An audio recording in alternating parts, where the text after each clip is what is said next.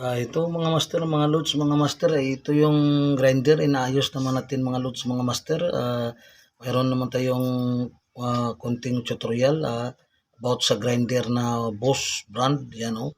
Ang problema nito mga loads, mga master, pag once sinasaksak mo yung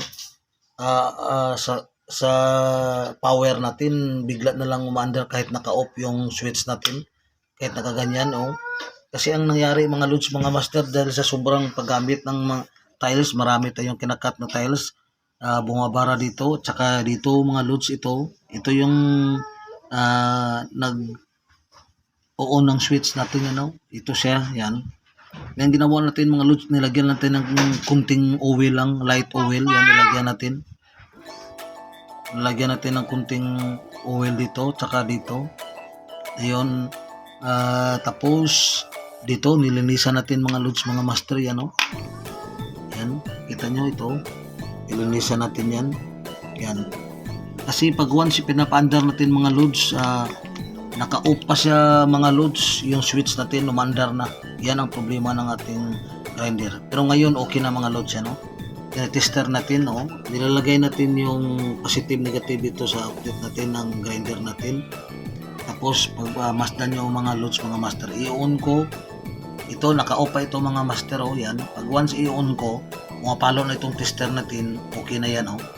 Pag i-on ko, ito naka-off pa ito mga master, yan oh, naka-off din yung nasa zero din yung tester natin, naka-off din oh. Pag i-on ko ito, yan, saka na din pumapalo din yan. Yan oh. Yan, nakipansin nyo? Yan oh, pumapalo yung tester natin. I-off ko yung master oh, i-off ko oh. Yan, naka-off din oh. I-on ko naman yung switch, yan oh. Yan, pumapalo naman. Oh, yan, okay. Ito yung mga master oh, ang nakokontrol ng switch natin oh. Yan, ino-on yan dito, yan sa baba. Yan, nag-stack up dito. Pinupunasan ta lang, nilinisan natin, pinukuha yung mga likabok ng galing sa tiles natin na kinakat natin. Saka lagyan natin ng kunting oil dito, pati dito, okay. Ito, tingnan nyo mga master, yun o. Yan. Yan. Yan siya nagkukontrol sa switch natin mga loads. Yan, okay. Tingnan nyo. Okay. Yan. O, tingnan nyo naman sa tester natin. Naka-on yan. O, pag i-off natin, umuunan. Kita nyo mga master. Okay.